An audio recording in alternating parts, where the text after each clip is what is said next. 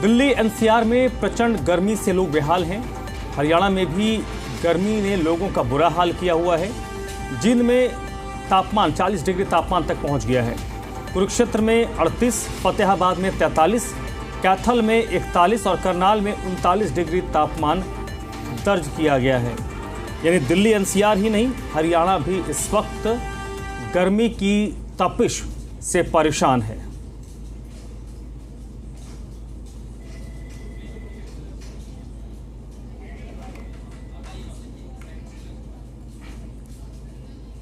तो दिल्ली एनसीआर की अगर बात करें तो दिल्ली एनसीआर में लोग परेशान हैं।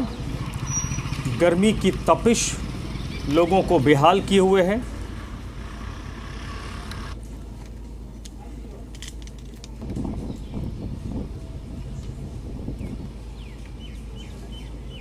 और बड़ी बात यह है कि फिलहाल जो मौसम विभाग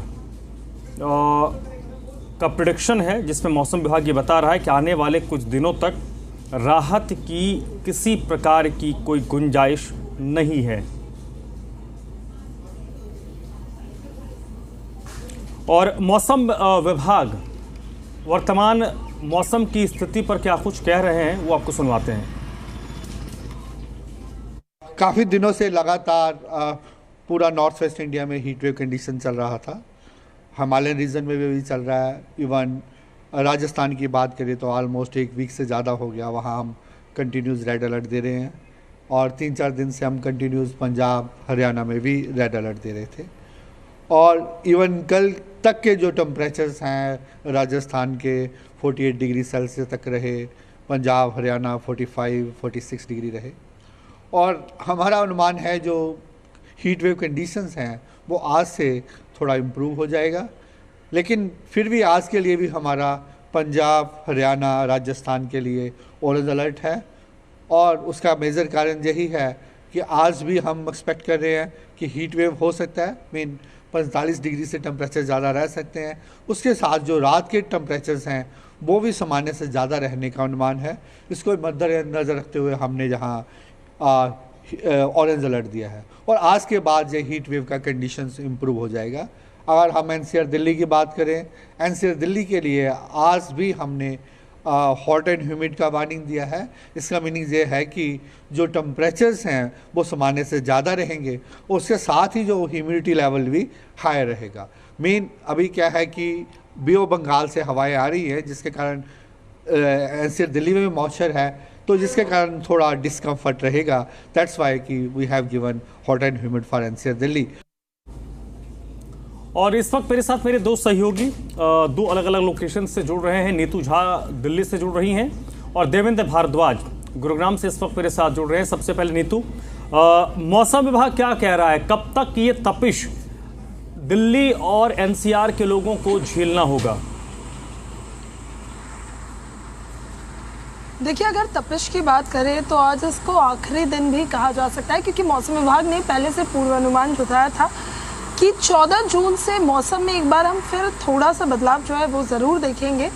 इसके बाद जो एक्सट्रीम हीट वेव जैसी कंडीशन अभी दिल्ली में फील हो रही है कि मान लीजिए जो मैक्सिमम टेम्परेचर है वो तो 41-42 डिग्री सेल्सियस है, लेकिन अगर आप फील लाइक की बात करते हैं तो वो 47-48 तक भी फील हो रहा है, जिसको हीट इंडेक्स के तौर पर देखा जाता है। दिल्ली के कई हिस्सों में जो टेम्परेचर है वो 45-46 तक भी पहुंचा है। लेकिन मौसम विभाग ने इसको लेकर पहले से ही जो स्थिति है वो साफ की थी कि 14 जून के बाद एक बार मौसम में फिर से बदलाव देखने को मिलेगा। 15 तारीख से टेम्परेचर में गिरावट होगी। हालांकि बारिश का अनुमान अभी भी नहीं लगाया गया है, लेकिन तेज़ हवाएं जो है वो चलेंगी। और दिल्ली एनसीआर में जो वार्म नाइट कंडीशन, हमारे दर्शकों के लिए ये भी जानना ज़रूरी है कि एक तो होता है डे कंडीशन और एक होता है वार्म नाइट कंडीशन। जैसे रात का टेम्परेचर भी अगर कंटिन्यूसली बढ़ता रहे और वो सामान्य से 5 से 6 डिग्री ज़्यादा होता है तो उसे वार्म नाइट कंडीशंस कहते हैं, यानी गर्म रातें भी होती हैं। तो दिल्ली में फ़िलहाल डे वार्म कंडीशंस तो चल ही रहे थे, लेकिन वार्म नाइट कंडीशन भी जो है वो लगातार एक हफ्ते से जारी था। तो इन सभी चीज़ों में अभी सुधार होगा। लेकिन अभी अगर ये कहें कि दिल्ली में मौसम बहुत खुशनुमा और सुहाना होने वाला है, इसके लिए थोड़ा इंतज़ार करना पड़ेगा। लेकिन दिल्ली वालों के लिए खुशखबरी ये है कि इस बार दिल्ली में मॉनसून की एंट्री 10 दिन पहले लगभग होने वाली है, क्योंकि दक्षिण भारत में जो मानसून रुका हुआ था वो मध्य भारत तक पहुंचने वाला है और ऐसे में अनुमान ये लगाया जा रहा है कि 20 से 24 जून के बीच दिल्ली में मानसून की एंट्री हो जाएगी और मानसून की एंट्री होने से पहले जो प्री मानसून एक्टिविटीज़ है वो भी देखने को मिलेगी। यानी कहीं ना कहीं अगर मिला जुला कर हम देखें तो आज और कल के बाद यानी शनिवार और रविवार दिल्ली का जब ये वीकेंड ख़त्म होता है तो दिल्ली एनसीआर के तमाम जो इलाके हैं वहाँ लोगों को गर्मी से थोड़ी राहत ज़रूर मिलेगी क्योंकि अभी हवाएं नहीं चल रही हैं, नंबर 1। नंबर 2, ह्यूमिडिटी भी जो है वो भी लगातार बनी हुई है और तापमान भी जो है फील लाइक फैक्टर जो है सबसे ज़्यादा फील लाइक फैक्टर परेशान करता है। जब टेम्परेचर तो 40 डिग्री सेल्सियस होता है लेकिन वो फील लाइक 50 हो रहा होता है, तो जो फील लाइक टेम्परेचर है उससे भी राहत मिलेगी। डे वार्म कंडीशन के अलावा जो वार्म नाइट कंडीशन है उसमें भी हम देखेंगे थोड़ा सा जो सुधार है वो होगा, हवाओं का सिलसिला शुरू होगा और मौसम विभाग का कहना है कि आसमान में आंशिक तौर पर बादल छाए रहेंगे। आप अगर इस पूरे मई महीने को देखें तो मई महीना बहुत खुशनुमा रहा था, बहुत ठंडा रहा था। मौसम विभाग ने ये तक कहा था कि मई महीना इस बार ऐसा फील हुआ जैसे मार्च और अप्रैल का महीना हो। जैसे ही थोड़ी सी गर्मी बढ़ रही थी तो तेज़ हवाएं, बारिश उस गर्मी को कहीं ना कहीं कम कर रहा था और यही वजह है कि मैक्सिमम टेम्परेचर 1 से 2 दिन को छोड़कर सभी दिन 40 से कम बना हुआ था और हीट वेव्स की कंडीशन भी कम रही। उससे ज़्यादा गर्मी हमने अप्रैल में देखी, तो उससे ज़्यादा हीट वेव के दिन हमने अप्रैल में देखे थे। लेकिन मई जिसे सबसे गर्म कहा जाता है वो इस बार राहत देने वाला रहा था। लेकिन जून शुरुआत से ही दिल्ली वालों को परेशान कर रहा है और लगातार सता रहा है क्योंकि आसमान साफ है। अब अगर आसमान साफ है तो बारिश की कोई गुंजाइश नहीं है, तेज़ हवाएं भी नहीं चल रही हैं और जो आंशिक तौर पर बादल जो थोड़ी बहुत राहत देते हैं वो भी नहीं थे। लेकिन अब सोमवार से मौसम में एक बार फिर से करवट देखने को मिलेगी, दिल्ली वालों को राहत मिलेगी, लेकिन इस वीकेंड तक का थोड़ा सा इंतजार अभी बाकी है। ठीक है, देवेंद्र भारद्वाज का रुख कर लेते हैं जो गुरुग्राम से इस वक्त मेरे साथ जुड़े हैं। देवेंद्र, जो हाल दिल्ली का है, गुरुग्राम क्योंकि एनसीआर का हिस्सा है तो बहुत ज़्यादा दोनों जगहों के मौसम में अंतर नज़र नहीं आता। गुरुग्राम की बात करें तो गुरुग्राम के कई ऐसे क्षेत्र हैं जो लगते हैं वो गर्मी के मामले में, तपिश के मामले में कई बार दिल्ली से ज़्यादा ही वो महसूस होती है। तो गुरुग्राम में क्या स्थिति है, कैसे लोग इस गर्मी के तपिश को झेल रहे हैं?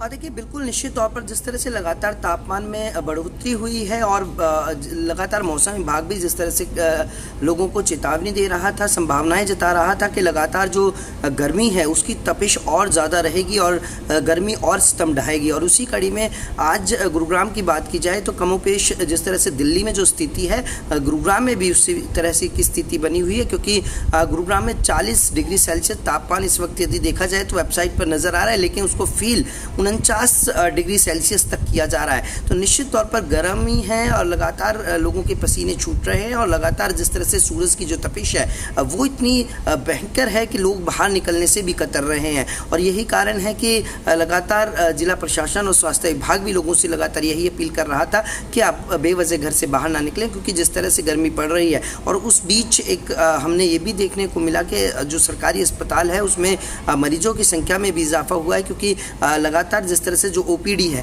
वो बढ़ी है। उसका एक कारण यही है कि गर्मी है, क्योंकि गर्मी और लू लगने के मामले बहुत ज़्यादा इस वक्त अस्पताल में आ रहे हैं। तो निश्चित तौर पर ये जो गर्मी है ये लोगों के लिए एक परेशानी का सबब बनी हुई है। फिलहाल मौसम विभाग का यही संभावना जताई जा रही है कि अभी 1 से 2 दिन और इसी तरह से प्रचंड गर्मी पड़ने वाली है और इससे राहत मिलने वाली नहीं है। हालांकि कुछ संभावनाएं हैं कि सोमवार तक तापमान में गिरावट देखने को मिले और उसके बाद लगभग 4 से 5 दिन बाद मानसून की दस्तक आ सकती है। और ये कहा जा सकता है कि अब थोड़ी सी आने वाले दिनों में राहत मिल सकती है, लेकिन फ़िलहाल अभी 2 से 3 दिन इसी तरह से इस तापमान की तपिश को और इस तापमान की मार को इसी तरह से लोगों को झेलना होगा। और फिलहाल इसी को लेकर स्वास्थ्य विभाग, जिला प्रशासन लोगों से लगातार अपील कर रहा था। और यही कारण है कि न केवल इंसान बल्कि पशु पक्षी भी इस गर्मी की चपेट में है। और यही कारण है कि गुरुग्राम में एकमात्र पक्षियों का अस्पताल है जहां सबसे ज़्यादा जो पक्षियों की संख्या है वो ऐसे पक्षी आ रहे हैं जो गर्मी के कारण बेहोश होकर नीचे गिर जाते हैं। और क्योंकि पानी की जो कमी है, पानी की को खोजने जब वो बाहर निकलते हैं तो गर्मी की वो तपिश के चपेट में आते हैं। और यही कारण है कि पिछले 2 से 3 दिनों में जो कबूतर हैं, चिड़ियाँ हैं, मोर हैं, इस तरह के पक्षी वहाँ अस्पताल में भी बड़ी संख्या में आ रहे हैं। यानी कि ये कहें कि इंसान ही नहीं बल्कि पक्षी और जानवर भी इस गर्मी की मार झेल रहे हैं। ठीक है नीतू, बड़ी बात यह है कि आपने एक राहत की बात ये कही है कि मौसम विभाग की अगर माने तो आज के बाद थोड़ी सी स्थिति बेहतर होगी। कुल मिलाकर दिल्ली में जिस तरीके का मौसम बना है, आम जनजीवन भी इससे बहुत हद तक प्रभावित है, क्योंकि आप भी सड़क पर हैं, हम लोग भी दफ्तर आते हैं, तो सड़कों में जो भीड़ होती है वो कई बार हमें बता जाती हैं कि हालात क्या हैं। क्योंकि जब मौसम खुशगवार होता है, मौसम थोड़ा बढ़िया होता है, तो सड़कों पर आपको 2 व्हीलर्स 4 व्हीलर्स कई सारे दिख जाते हैं। लेकिन अभी जो पिछले 1-2 दिनों से हम देख रहे हैं कि दोपहर में 1:30-2 बजे के टाइम सड़क पूरी तरीके से सुनसान नजर आती है। जो लोग नजर आते हैं वो वैसे ही लोग होते हैं जो संभवतः जिनका घर से निकलना मजबूरी है। तो इस तरीके से एक जीवन में तो प्रभाव लोगों का पड़ा है। बिल्कुल ठीक कह रहे हैं आप। मौसम का असर हमारे जनजीवन पर सबसे ज़्यादा पड़ता है, अब चाहे भीषण सर्दी हो या तपिश वाली गर्मी। और यही असर अभी आपको दिल्ली एनसीआर में देखने को मिलेगा। दोपहर के वक्त सड़कें जो हैं वो बिल्कुल खाली हो जाती है। सबसे बड़ी बात, अभी लोग आपको इंडिया गेट जैसी जगह जहाँ पर हम देखते हैं अमूमन भीड़ जो होती है वो काफ़ी ज़्यादा होती है, इंडिया गेट, सीपी, ये सारी वो चीज़ें हैं जिसे लोग देखने घूमने आते हैं, ये भी अभी बिल्कुल खाली हो गए हैं। बाज़ारों में जो हम देखते हैं अक्सर रौनक होती है, दिल्ली के कुछ ऐसे चुनिंदा बाज़ार है जहाँ हमेशा लोग मौजूद होते हैं, लेकिन अभी वो बाज़ार भी खाली होते हैं। ऐसा नहीं है लोग खरीदारी नहीं कर रहे हैं, ऐसा नहीं है लोग अपने घरों से नहीं निकल रहे हैं, लेकिन जिस तरह से तेज़ गर्मी दिन में पड़ने लगी है उसकी वजह से अब लोग ने अपने घर से बाहर निकलने का जो समय है बिल्कुल उसमें बदलाव किया है। सड़कों पर अब आपको दोपहर के वक्त गाड़ियाँ कम नज़र आएगी, घरों से बाहर जाते हुए लोग कम नज़र आएंगे। गर्मी की छुट्टियाँ पड़ी, ऐसे में जो स्कूल बसेज हैं वो भी अभी सड़कों पर नज़र नहीं आती। यानी अभी भीषण गर्मी की वजह से दिल्ली की जो सड़कें हैं वो भी कहीं ना कहीं थोड़ी सी कम चलती फिरती और कम व्यस्त नज़र आती है। इसके साथ ही लेकिन इस बीच हम ये देखते हैं दिल्ली में भीषण गर्मी बढ़ने के साथ एक और जहाँ देख रहे हैं, चलिए सरकार तैयारियां कर रही है, सरकारी स्तर पर काम हो रहा है, पानी पहुँचाने का काम हो रहा है, लेकिन इस गर्मी को देखते हुए लोगों ने भी अब अपनी जिम्मेदारी से दिल्ली के, अगर आप लुटियंस के हिस्से में आते हैं या बाकी किसी छोटे बड़े हिस्से में जाएं, लोग स्वतः जिम्मेदारी लेकर जो पानी बांटने का काम है, शरबत बांटने का काम है, शिकंजी बांटने का काम है, ये सब कर रहे हैं। क्योंकि दिल्ली में अभी यकीन मानिए जो पारा है वो बेशक 45 डिग्री हो, लेकिन जब आप उसे IMD की वेबसाइट पर भी जाकर देखते हैं तो feel like 51-52 degree Celsius feel होता है दोपहर के वक्त। यानी वो गर्मी जो हम दिल्ली देश के उन राज्यों में देखते हैं जहाँ वीरान है सब कुछ, जहाँ खेती बाड़ी नहीं होती, क्योंकि अक्सर इस तरह का जो टेम्परेचर होता है हम राजस्थान से ही देखते हैं हर बार, तो वैसी ही गर्मी दिल्ली में भी पड़ रही है। तो दिल्ली अभी बिल्कुल कहा आपने, ठीक है, कमरों में बंद हो गई है, ऐसी कमरों में अभी लोगों का जनजीवन चल रहा है और मौसम का कहीं ना कहीं असर पूरी दिल्ली के बाजारों पर भी, सड़कों पर भी और लोगों के जीवन पर। चलिए एक जल्दी से रिएक्शन देवेंद्र आप बता दीजिए कैसे प्रभावित हुआ है लोगों की दिनचर्या पिछले 2-3 दिनों में, जैसी गर्मी में बढ़ोतरी हुई उसके बाद।